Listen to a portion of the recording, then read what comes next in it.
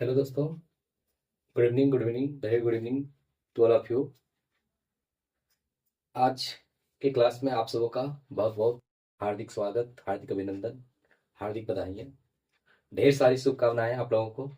क्योंकि आज आपको पता है 9वीं क्लास की आज ये पहला क्लास होगा जो हम लोग सत्र 2026-27 के लिए तैयारी करेंगे और तैयारी करने के लिए पूरी तरह से तैयार भी हैं।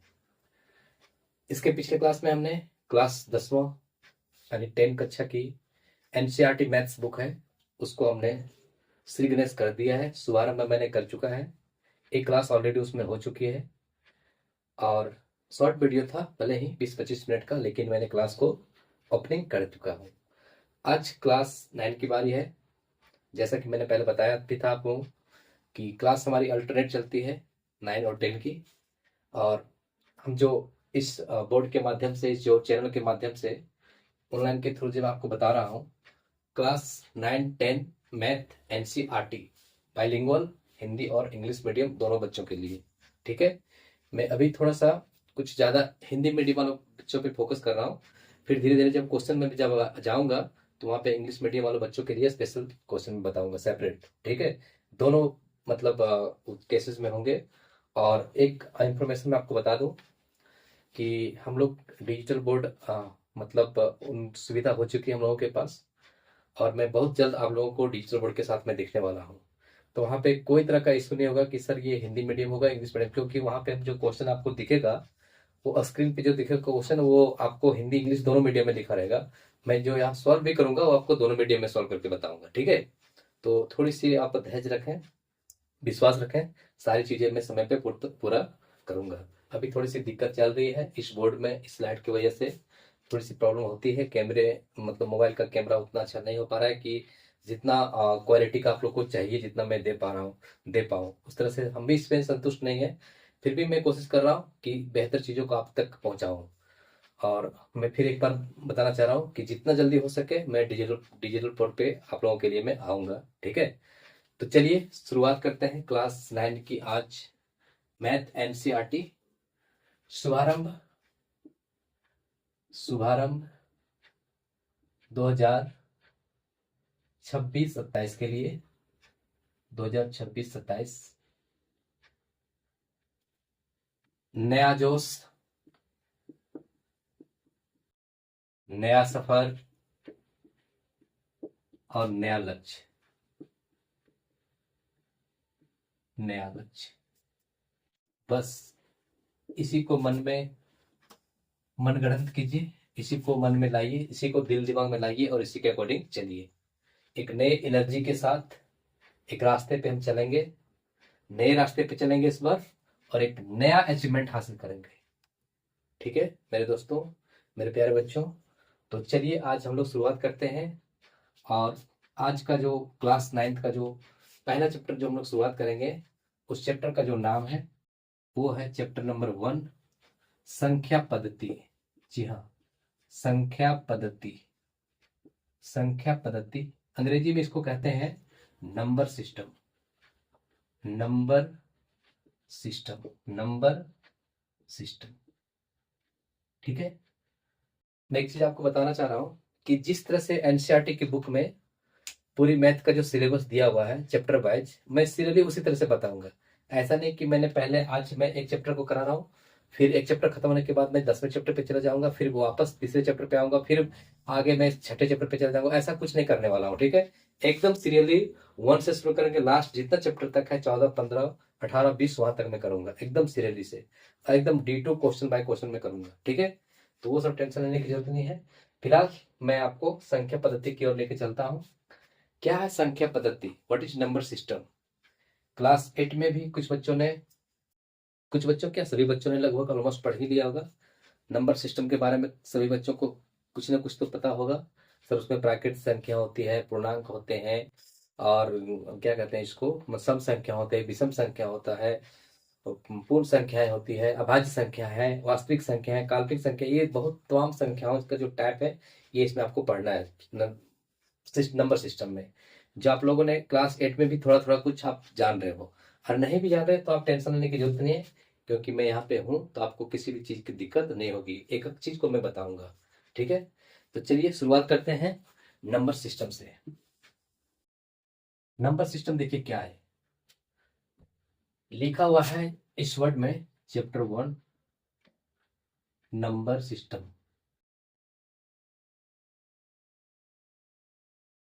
संख्या पद्धति, संख्या पद्धति। आपको पता है संख्या क्या होता है? आप बोलोगे सर पता है। संख्या जो होता है, सर संख्या जो होता है वो अक्षरों के मेल, सॉरी, वो अंकों का मेल होता है।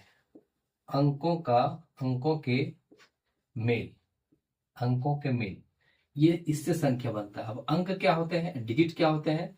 आप बोलोगे सर अंक जो है, डिजिट जो है, डिजिट जो है वो जो सिंगल रहते हैं, मतलब 0 से लेकर के 9 तक, ये जो हमारे पास है ये डिजिट है। और आज तक हमने जो भी पढ़ा, फ्यूचर में भी जो भी पढ़ेंगे, जब तक हम लोग मैथ में पढ़ेंगे, जो भी चीज पढ़ते हैं मैथ में, वो सिर्फ और सिर्फ 0 से 9 के बीच में जो जो डिजिट रहता है उसी को यूज करते हैं। चाहे संख्या कितना बड़ा लिखना हो, कितना छोटा लिखना हो, सिर्फ हम 9 डिजिट, टोटल 10 डिजिट का यूज करते हैं। 0 से लेकर के 9 तक टोटल 10 डिजिट को यूज करते हैं। ठीक है, और इसका मतलब, संख्या का मतलब, सर जैसे 257, 257 क्या एक संख्या है? जी हाँ, एक संख्या है 257। इसमें 3 डिजिट है, 2 भी है, 5 भी है, 7 भी है।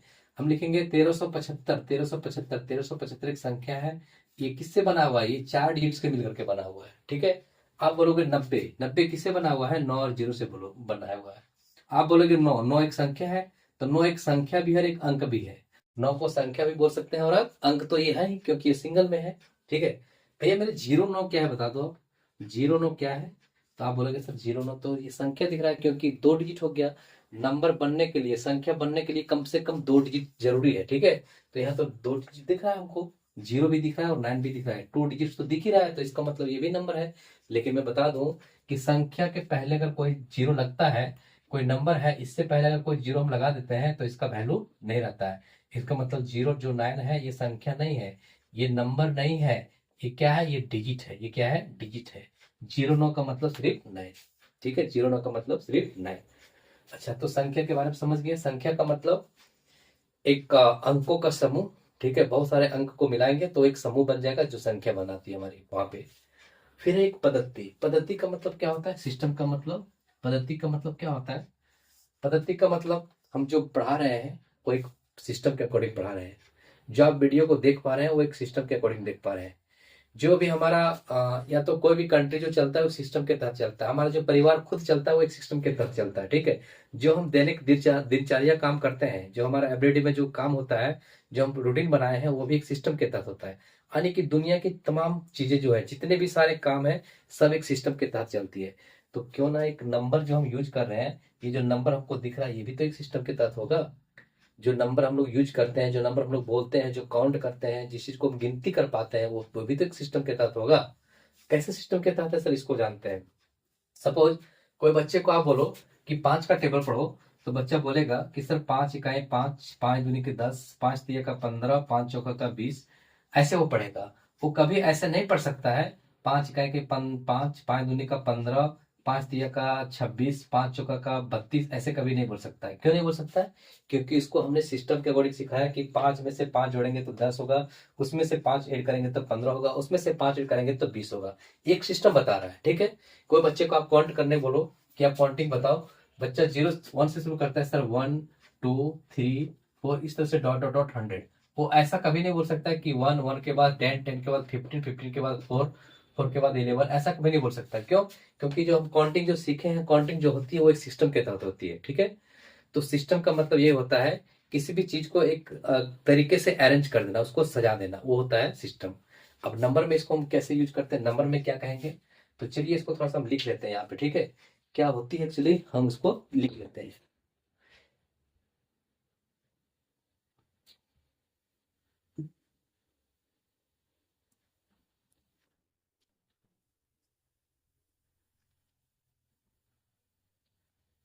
देखिए, संख्या यानी कि नंबर, संख्या के बारे में क्या लिखेंगे? अंकों के मेल से बना होता है। जैसे में 271615902100 इस तरह का। इसमें से आप बोलोगे तो यहाँ पे क्या है सर, इसमें से आप क्या बोलोगे कि सर इसमें से 3 अंक है। टोटल कितने अंक हैं? 3 अंक हैं, लेकिन एक संख्या है। कितना है? एक संख्या है। यहाँ पे सर 4 अंक है, लेकिन एक संख्या है। ठीक है, तो अंकों के मेल से जो बनता है उसको कहते हैं हम लोग संख्या। और कम से कम संख्या बनने के लिए 2 डिजिट 2 अंक जरूरी है। फिर हमारे पास आता है पद्धति। पद्धति क्या है? सिस्टम। पद्धति क्या है? सिस्टम। सिस्टम जो हमारा होता है, अब बोलोगे सर सिस्टम संख्याओं को जानने या सही तरीके से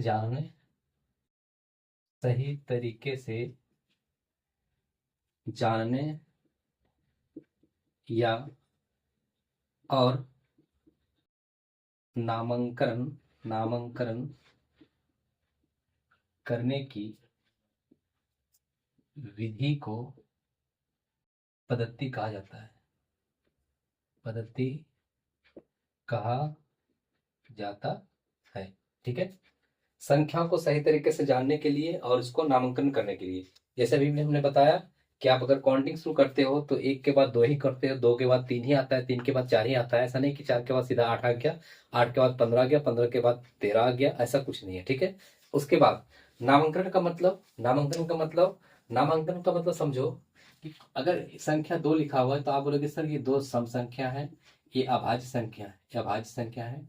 3 बोलोगे सर ये तो विषम संख्या है, ये तो विषम संख्या है। ठीक है, और ये भी एक अभाज्य संख्या है। हम 4 के बारे में बोलेंगे, 4 बोलोगे सर ये तो सम संख्या है, ये भाज्य संख्या है, उसके बाद ये किसी का वर्ग, पूर्ण वर्ग संख्या है, ये पूर्ण वर्ग संख्या है। फिर बोलोगे सर ये पॉजिटिव धनात्मक संख्या है, ये धनात्मक संख्या है। तो बहुत तरह का विभिन्न प्रकार की संख्याओं का एक भाग होता है, संख्याओं का एक प्रकार होता है, जिसको हमने कुछ सिस्टम के तहत सबको अलग अलग कैटेगरी में रखा हुआ है। ठीक है, कि सम संख्या में इस टाइप के संख्या आएंगे, विषम में इस टाइप के संख्या आएंगे, अभाज्य में इस तरह के नंबर आएंगे। इस तरह से करके हमने डिवाइड किया हुआ है। तो ये होता है आपका नामांकन करने का विधि।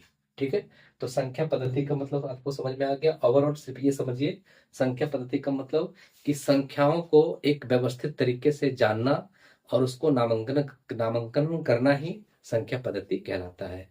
अब इसके अंतर्गत में हमें देखिए क्या क्या चीज पढ़ना है। संख्या पद्धति में बहुत सारी चीज पढ़ना है, लेकिन एकदम हम शुरुआत से करेंगे। ठीक है, शुरुआत से करेंगे।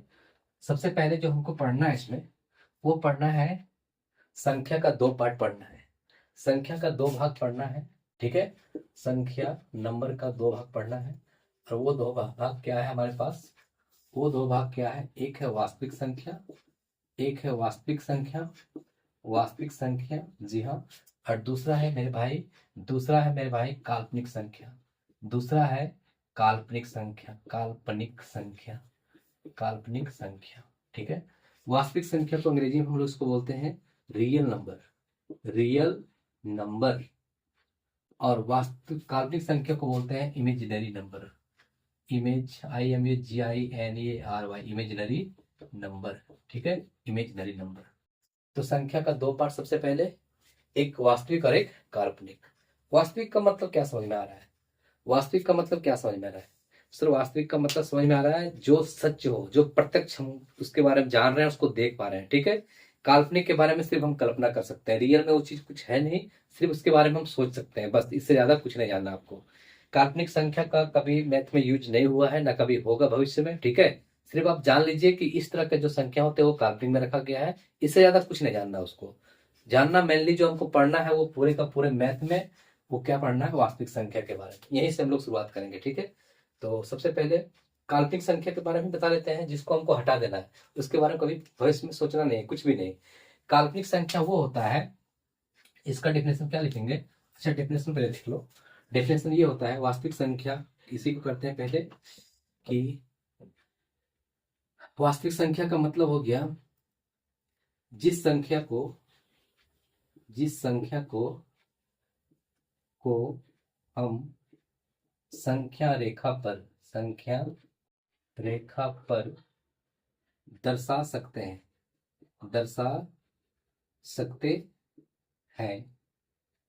उसे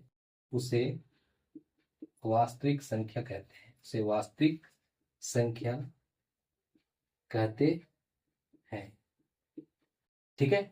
या तो इसमें एक और चीज ऐड करेंगे, हम उसको बताएंगे आगे, लेकिन यहाँ पे ऐड कर लो, परिमेय प्लस अपरिमेय संख्या के मेल को क्या कहते हैं?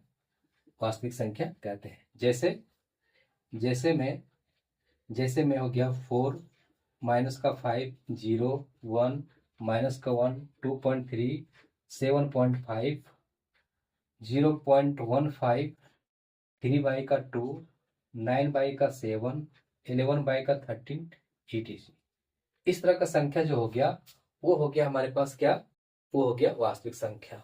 एक और लेते हैं √25, क्योंकि इसका वैल्यू कितना होता है? 5 होता है। ठीक है, √25। अब आते हैं काल्पनिक संख्या में। काल्पनिक संख्या एक्चुअली क्या होता है देख लीजिए। काल्पनिक संख्या सर जस्ट इसका उल्टा लिखना है।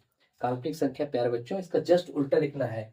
ये जो लिखे हुए हैं इसका जस्ट उल्टा कर देना है, जस्ट इसका उल्टा कर देना है। ठीक है, उल्टा क्या करना है? जिस संख्या को हम संख्या रेखा पर नहीं दर्शा सकते हैं उसको कहते हैं हम काल्पनिक संख्या। ठीक है, उसको क्या कहते हैं? काल्पनिक संख्या। काल्पनिक संख्या का उदाहरण ये होता है कि इसका सबका सब एक ही एग्जाम्पल है। कोई एक रूट ले लो, माइनस लगा दो और यहाँ पे कोई संख्या आपके पास रहेगा, कोई भी संख्या रहेगा, ये हमारा हो गया काल्पनिक संख्या। जैसे माइनस का √3, अंडर माइनस का 5, अंडर माइनस का 13, अंडर माइनस का 25। ठीक है, अंडर माइनस का 25 भी हो जाएगा, अंडर माइनस का 11 हो जाएगा, अंडर माइनस का 1 हो जाएगा। सबका सब ये क्या है? सबका सब काल्पनिक संख्या है। सबका सब क्या है? ये काल्पनिक संख्या है। ठीक है, ये वास्तविक संख्या नहीं है, सबका सब काल्पनिक संख्या है। अब एक वर्ड यहाँ पे आया है कि सर नंबर लाइन क्या होता है, संख्या रेखा क्या होता है? संख्या रेखा मतलब नंबर लाइन क्या होता है, ये चीज को थोड़ा सा हम जिक्र कर देते हैं। तो आप देखिए नंबर लाइन क्या होता है, इसको थोड़ा सा मिटा है। ठीक है, नंबर लाइन क्या होता है? एक लाइन हम लेते हैं, लाइन ड्रॉ करते हैं। लाइन ड्रॉ करने के बाद आप बीच में ले लो 0। यहाँ से इधर राइट साइड में प्लस का वैल्यू, इधर माइनस, लेफ्ट साइड में माइनस का वैल्यू। अब देखिए तो ये वाला जितना भी संख्या है, क्या सबको हम नहीं दर्शा सकते यहाँ पे? क्या सबको हम नहीं दर्शा सकते? यहाँ पे दर्शा सकते हैं सर, सबको आसानी से दर्शा सकते हैं। माइनस में, प्लस में, 0 को भी। √25 का मतलब 5। अच्छा, हम √7 अगर है तो इसको भी दर्शा सकते हैं। √7 का वैल्यू कितना हो जाएगा? √7 का वैल्यू 700। 700 का मतलब कितना हो गया? 676 26 2.6, लगभग 2.6 आ जाएगा। तो 2.6 को तो यहाँ पे दिखा ही सकते हैं। लेकिन आप सिर्फ बताओ ईमानदारी से, क्या ये संख्या जो हमको दिख रहा है, ये चीज जो हमको दिख रहा है, क्या इसको कहीं पे लिखने का जगह है? यहाँ पे इस लाइन पे कहीं पे लिखने का जगह है? तो आप बोलोगे नहीं सर, इसको तो हम नहीं लिख सकते हैं। तो वो चीज होता है काल्पनिक संख्या का मतलब, जिसको हम संख्या रेखा पे नहीं दर्शा सकते हैं, जिसको हम संख्या रेखा पे नहीं दर्शा सकते हैं, वो होता है काल्पनिक संख्या। और जो जितने भी सारे संख्याएं हैं, चाहे वो प्राकृत हो, पूर्ण हो, सम हो, विषम हो, धनात्मक हो, ऋणात्मक हो, अभाज्य हो, भाज्य, जितने टाइप की संख्याएं हैं, सभी के सभी संख्याओं को हम नंबर लाइन पे, संख्या रेखा पे दिखा सकते हैं, और that is called the real number. ठीक है, इमेजिनरी नंबर के बारे में कभी नहीं पढ़ना है, सिर्फ इतना जान गए हम काफी है। इसके बारे में कभी कहीं नहीं पढ़ना है, ना कभी यूज है। चलिए, ठीक है। और उसके बाद देखिए एक चीज और आती है जो आपको जानना नहीं है, लेकिन फिर भी देखिए आज तक ने कभी मतलब मैथ में कभी पूछा नहीं है, 9 के एग्जाम में, 10 के में कभी नहीं पूछा है।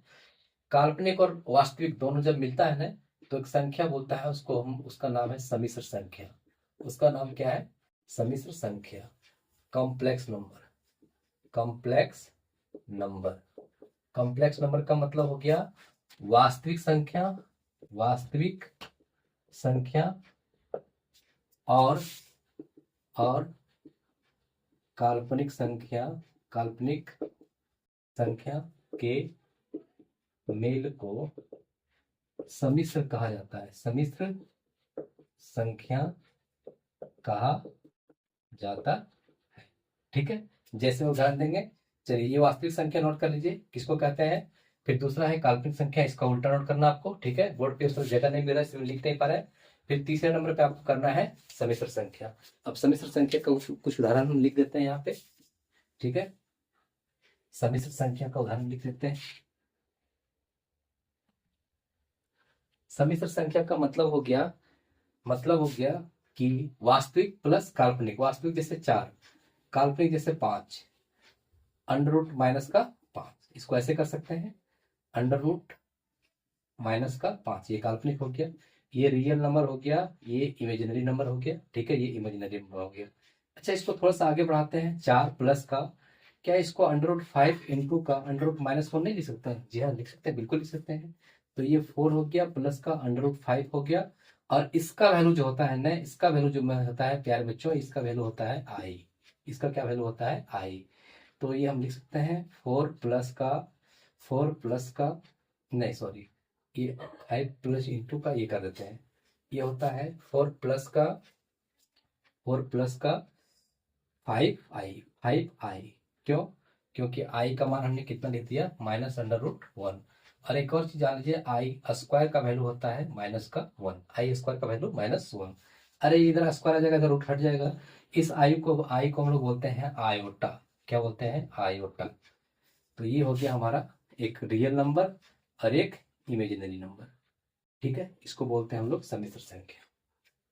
चलिए, तो आज हमने पढ़ा संख्या पद्धति के बारे में। संख्या पद्धति के बारे में थोड़ा कुछ जाना, वास्तविक संख्या के बारे में जाना, काल्पनिक संख्या के बारे में जाना, फिर हमने सम्मिश्र संख्या के बारे में जाना, ठीक है। आज पहली क्लास थी, इसीलिए आज तक के लिए यहीं। फिर हम नेक्स्ट वीडियो में आगे की सीरीज पढ़ाते हुए मिलते हैं। चलिए, बच्चों से उम्मीद करते हैं कि आप तो इसको पढ़ें, वीडियो को बार बार देखें, ठीक है। शेयर करें, लाइक करें और दोस्त इसको सब्सक्राइब भी करें। चलिए, बहुत बहुत धन्यवाद। जय हिंद, गुड नाइट।